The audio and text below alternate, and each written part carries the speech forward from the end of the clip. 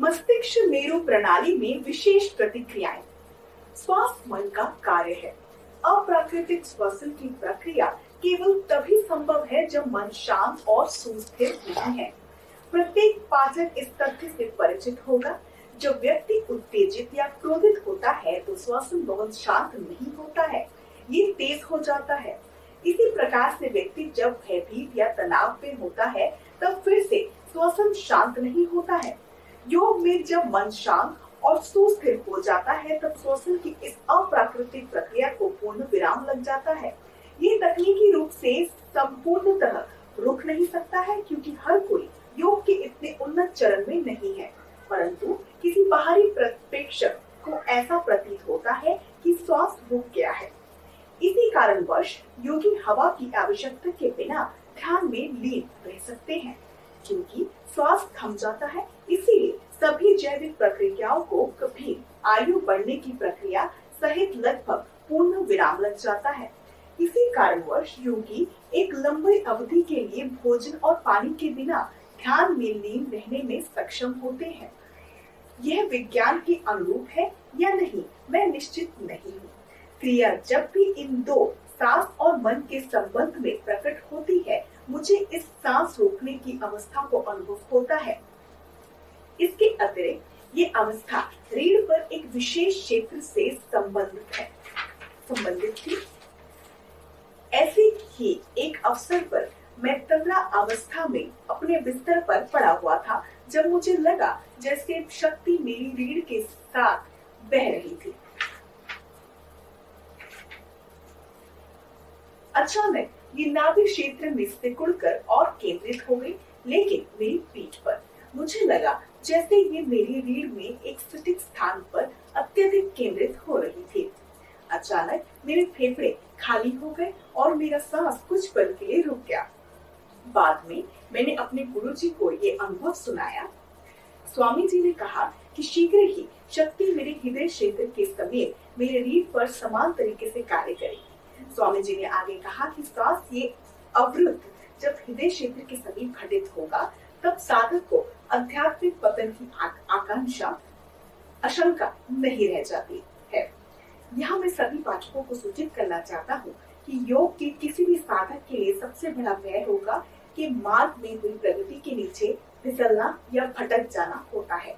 हालांकि जब कुछ मानदंड पार हो जाते हैं तो ये भय योग साधक के मन से निकल जाता है और मन भी उच्च स्तर तक पहुंच जाता है। इसके अतिरिक्त यदि साधक बाद के चरणों में पथभ्रष्ट हो भी जाता है तो वह एक बड़ी गिरावट नहीं हो सकती। इस अनुभव के कुछ सप्ताह के पश्चात जब मैं तंद्र अवस्था में अपने बिस्तर पर पड़ा हुआ था, कुछ और घटित हुआ। मैंने अपनी रीढ़ पर शक्ति का नाभि क्षेत्र से अचानक बढ़ता हुआ प्रभाव अनुभव किया। शक्ति रीढ़ पर मेरे हृदय क्षेत्र की ओर आरोहण करते हुए कुछ विचित्र चाल बनाना आरंभ कर दिया। ये गति बहुत प्रबल और शक्तिशाली थी। मुझे ऐसा प्रतीत हो रहा था कि मेरी पीठ को कुछ अज्ञात बल द्वारा कुचल दिया जा रहा था। मुझे एक सटीक स्थान पर संकुचन के साथ साथ बल का एक भारी संकेंद्रण हृदय क्षेत्र के समीप रीढ़ की हड्डी पर अनुभव हो रहा था। मुझे वह पिछला अनुभव स्मरण हो उठा जहाँ शक्ति ने मेरे नाभि क्षेत्र के समीप एक समान ढंग से कार्य किया था। हालांकि शक्ति का स्तर इस बार और अधिक शक्तिशाली प्रतीत हो रहा था। मैंने अपने गुरुजी की छवि का स्मरण किया और उनका नमन किया। अचानक शक्ति मेरे कंधे सहित मेरी पूरी पीठ पर चारों ओर फैलने लगी। मेरी पीठ में शक्ति का प्रभाव कुछ मिनट तक चला। कुल मिलाकर मुझे ऐसा प्रतीत हो रहा था कि शक्ति मुझे मेरे पलंग पर दबाने का प्रयत्न कर रही थी। ऐसा प्रतीत हो रहा था कि कोई पहलवान मुझे भूमि पर दबाए हुए था। शक्ति इतनी शक्तिशाली थी, लेकिन इस बार मेरा श्वास बंद नहीं हुआ था। जैसे कि मैंने पहले उल्लेख किया है कि शक्ति का ये प्रभाव जब मेरी पीठ पर आरंभ हुआ, मैं तंद्रा अवस्था में था। जब शक्ति का मेरी रीढ़ पर नाभि क्षेत्र से आरोहण आरंभ हुआ, पीठ के बल लेटा हुआ था। मैं तुरंत घूमा और अपने पेट के बल लेट गया, जिससे शक्ति का स्वतंत्र रूप से प्रभाव हो सके। कुछ ही मिनटों के बाद जबकि क्रिया अभी भी जारी थी, मैं कुछ देर के लिए एक हल्की स्वप्न अवस्था में चला गया। मैं अभी भी क्रिया के प्रभाव को अनुभव करने में सक्षम था जब तक स्वप्न टूट नहीं गया, किंतु क्रिया तुरंत बंद हो गई और मैं स्वप्न और तंद्रा अवस्था से बाहर आ गया। मैं कुछ और समय के लिए बिस्तर पर लेटा रहा, फिर उठकर अपने गुरु जी को टेलीफोन किया। मैंने संपूर्ण अनुभव के बारे में स्वामी जी को बताया। स्वामी जी ने बताया कि ये सभी प्रकार की प्रक्रिया मूलतः भौतिक शरीर से संबंधित है और शीघ्र ही शांत शक्ति मन में और ब्राह्मण घटनाओं में एक समान तरीके से प्रकट होगी। हालांकि स्वामी जी ने कहा कि वह इस घटना से प्रसन्न थे और आगे कहा कि इसके अच्छे परिणाम मिलेंगे। कुछ सप्ताह के पश्चात मुझे एक और तीव्र अनुभव हुआ, हालांकि ये सांस से संबंधित नहीं था। मैं तंत्र अवस्था में अपने बिस्तर पर पड़ा हुआ था। मस्तिष्क मेरु प्रणाली के आधार से शक्ति की ऊपर की ओर आरोहण आरंभ हो गया। शक्ति की गति तीव्र थी, लेकिन ये बहुत शक्तिशाली प्रतीत हो रही थी, जैसे कि ये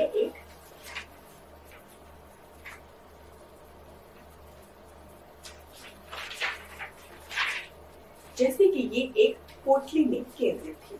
मेरे मस्तिष्क क्षेत्र में पहुंचने के पश्चात मुझे ऐसा लग रहा था कि यह मेरे मस्तिष्क के भीतर विस्फोट कर रही हो। अपनी आंखें बंद कर मैं विभिन्न रंगों के प्रकाश के टुकड़ों को देख सकता था, जिसके पश्चात मैंने संपूर्ण शांति भाव का अनुभव किया। मेरा मन उसके पश्चात एक बहुत ही शांत और सुस्थिर अवस्था में प्रवेश कर गया। मैं जब भी पवित्र शब्दांश ओम का उच्चारण ऊंची भार करता था, तुरंत क्रिया आरंभ हो जाती थी और शक्ति मेरे मस्तिष्क मेरी प्रणाली में गतिमान हो जाती थी। उसके साथ ही शक्ति मेरी रीढ़ पर स्थित चक्रों और शक्ति केंद्रों में से किसी एक पर केंद्रित और संकुचित हो जाती थी। इसके पश्चात मेरे सिर के शीर्ष तक शक्ति का प्रभाव होता था। यहाँ मैं पाठकों को सूचित करना चाहता हूँ कि मस्तिष्क मेरु प्रणाली में शक्ति का आरोहण किसी भी चक्र से आरंभ हो सकता है। ये आवश्यक नहीं है कि यह हमेशा रीढ़ के आधार पर आरंभ हो। शक्ति किसी भी चक्र से सक्रिय होकर आरोहण कर सकती है। कई बार मैंने शक्ति का संकेंद्रण और संकुचन अपनी भौहों के मध्य या योग ग्रंथों के अनुसार आज्ञा चक्र पर भी अनुभव किया है। जो संवेदन मैंने अनुभव किया है उसका सटीक वर्णन करना मेरे लिए कठिन है, हालांकि मैं ऐसा करने का एक प्रयास करूंगा। भ्रकुटी के मध्य मुझे एक सुनसनी की अनुभूति होती, कुछ चुभनशील और कभी एक संपदन के समान। मुझे इस संपदन की अनुभूति अपने सिर के पीछे भी होती, अपनी भौहों के भी स्तर पर। कई एक अवसर पर जब भी मैं निद्रा अवस्था में जागृत अवस्था में प्रवेश करता, मुझे पता चलता कि मैं गहरी नींद के दौरान अपना मंत्र दोहरा रहा था। जब मैं जागृत अवस्था में प्रवेश करता, मुझे अपनी होठ अनायास चलते हुए और मंत्र दोहराते हुए मिलते। ये अनेक अवसरों पर हुआ। मुझे ध्यान के दौरान जलती हुई मोमबत्तियां और तूफानी लालटेन, पूर्ण चंद्रमा, तारे, सूरज और एक बार कुछ चमकती बिजली के भी दृश्य का दर्शन होता। ये दृश्य कई बार तंत्र अवस्था में भी हुए, सामान्यतः वे कुछ क्षणों के लिए ही होते। मुझे अक्सर एक पूर्णतः चंद्रमा और एक जलती हुई तूफानी लालटेन के दर्शन होते। मेरे गुरुजी ने बताया कि ये स्वप्न विशोक प्रकाश के रूप में जाने जाते हैं। संस्कृत में विशोक शब्द का शाब्दिक अर्थ है जो शोक दूर करे। तो मन स्थल में इस प्रकाश की उपस्थिति योग अभ्यास में अच्छी प्रगति का होता था। कभी कभी ध्यान के समय मुझे मन स्थल में विचित्र अज्ञात प्रकाश के चमकते हुए दिखते थे। ध्यान के प्रारंभिक महीनों के दौरान जब मेरे शरीर में क्रिया प्रकट होना आरंभ हो गया था, उसके पश्चात मुझे अपने मन स्थल में शक्तिशाली प्रभा का दर्शन होता था। कभी कभी ये प्रभा सूर्य के समान अत्यंत उज्जवल होती थी और ये दृश्य भी एक लंबी अवधि तक रहते थे। ऊपर वर्णित विशोक प्रकाश के विपरीत जो केवल कुछ क्षणों के लिए दिखते थे। मुझे अपने ध्यान सत्र और तंद्रा अवस्था के दौरान हिंदू देवी देवता, ऋषि मुनि, भगवान बुद्ध, ईसाई क्रॉस और अन्य साधु संत जो विभिन्न धर्मों या विचारधाराओं से संबंधित थे के भी दर्शन होते थे। कई अवसरों पर मैं ध्यान के एक अच्छे सत्र में लीन होते हुए ऐसा परम आनंद अनुभव करता था कि मैं अपनी आंखें खोलने में असमर्थ हो जाता। मेरा मन आंखें खोलने की अनुमति देने के अनिच्छुक हो जाता। मुझे पैरों में पीड़ा के कारण जो इस प्रकार के लंबे समय के लिए बैठने से हो जाती, बलपूर्वक अपनी आंखें खोलने और ध्यान के सत्र को समाप्त करना पड़ता। मैं लगभग 23 वर्ष का था जब मुझे प्रथम बार अपने मन में अनाहत ध्वनि सुनाई देना आरंभ हो गया था।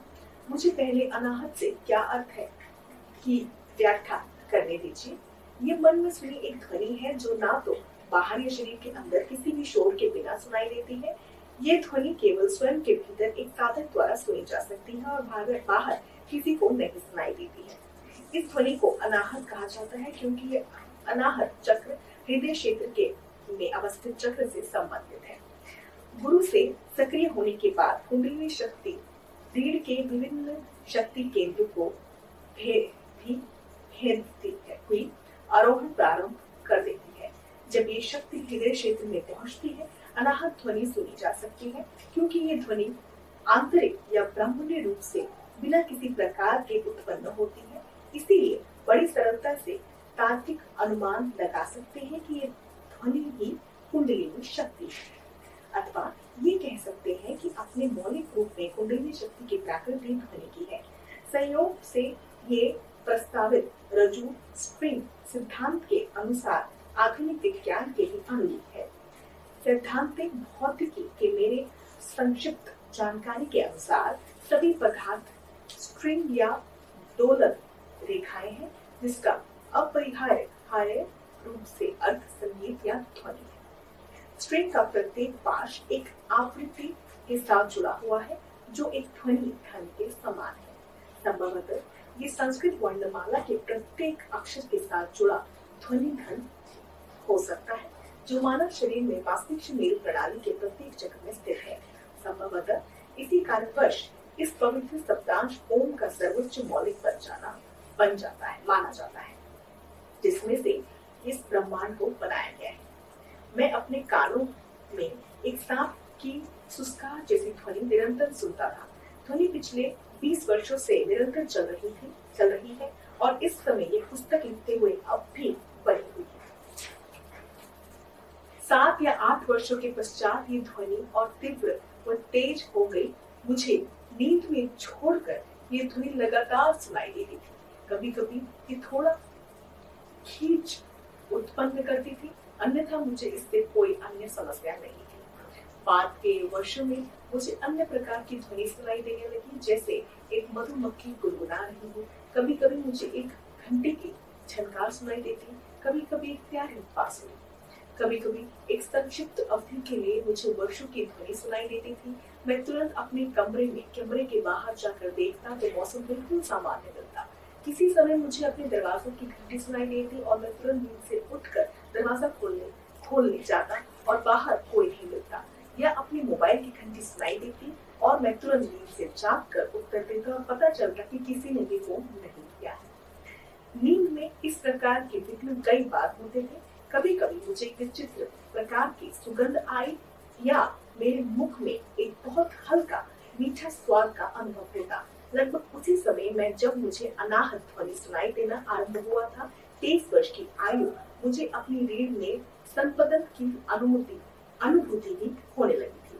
बाद के वर्षों में ये संपदन और तीव्र होती चली गई।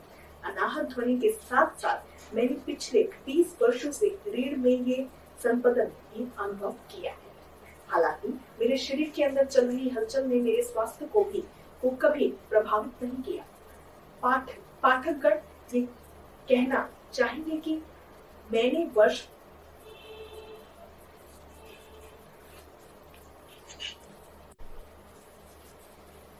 हालांकि मेरे शरीर के अंदर चल रही हलचल ने मेरे स्वास्थ्य को कभी प्रभावित नहीं किया।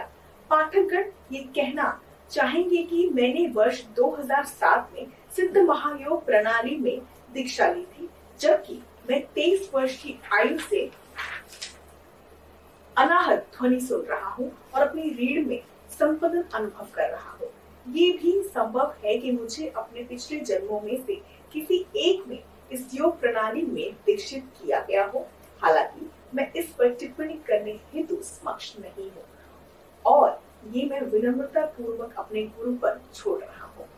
जैसा कि मैंने पहले भी कहा है, मेरी आयु 30 या 31 वर्ष के आसपास थी जब मेरे मन में पिछले जन्मों के सपने भी छड़ी लगा गई थी। हालांकि ये स्वप्न मुझे मेरे अतीत के जीवन के बारे में अधिक जानकारी कभी नहीं दे सके, इसीलिए मैं अपने पिछले जीवन में से किसी को भी स्मरण करने में असमर्थ हूँ।